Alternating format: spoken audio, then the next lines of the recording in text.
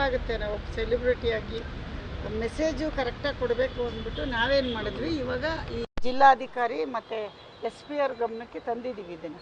ಯಾಕೆಂದರೆ ಇಷ್ಟು ದಿವಸ ಬರೀ ಪೊಲೀಸ್ ಸ್ಟೇಷನ್ ಆ್ಯಂಡ್ ಇದು ಒಳಗಡೆ ಇತ್ತು. ನಿನ್ನೆ ಅಲ್ಲೂ ಹೋಗಿ ಅಲ್ಲಿ ನಿಮಗೆ ದಾಖಲೆ ಒದಗಿಸಿದ್ದೀನಿ. ಇವತ್ತು ಇಲ್ಲಿ ನನ್ನ ಪ್ರಾಬ್ಲಮ್ಸ್ ಏನಿದೆ ಈ ಹಾಸನದ ಜಿಲ್ಲಾಧಿಕಾರಿ ಮತ್ತು DC ಆಫೀಸ್ ಎರಡಕ್ಕೂ ಕೊಟ್ಟಿದ್ದೀನಿ.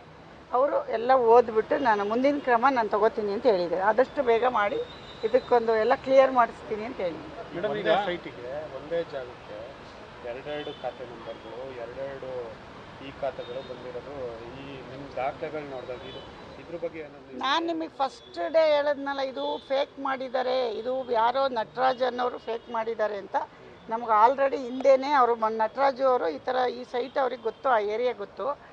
ನಟರಾಜು ಅಂದರೆ ಅವನ ದೇವರಾಜು ಭಾವ, ಅವನು ನಟರಾಜು PD, ಅವನೆಲ್ಲ ಯಾವುದೋ ಬೇರೆ ಊರಿಗೆ ಟ್ರಾನ್ಸ್ಫರ್ ಆಗಿದ್ದಾನಂತೆ. ಹಿಂದೆ ಇಲ್ಲಿ ಇದ್ದಂತೆ ಆ ಏರಿಯಾದಲ್ಲಿ ಅವ್ನು ಮಾಡಿರೋದು ಅಂತ ನಿಮಗೆ ಫಸ್ಟ್ ಡೇ ಹೇಳಿದೆ.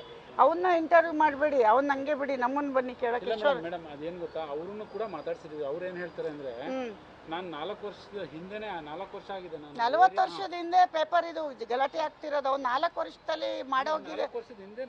ನನಗೆ ಯಾರು ಮಾಡಿಕೊಟ್ರು? ಆಯಪ್ಪನೇ ಅವ್ರಿಗೂ ಮಾಡಿದ್ದಾರೆ. ಫೇಕ್ ಮಾಡಿರೋದೇ ಅಯ್ಯಪ್ಪ ಅಂತ ನನಗೆ ಮಾಹಿತಿ ಇದೆ. ಕರ್ಸ್ ಕೇಳಿ ಅಯ್ಯಪ್ಪನ.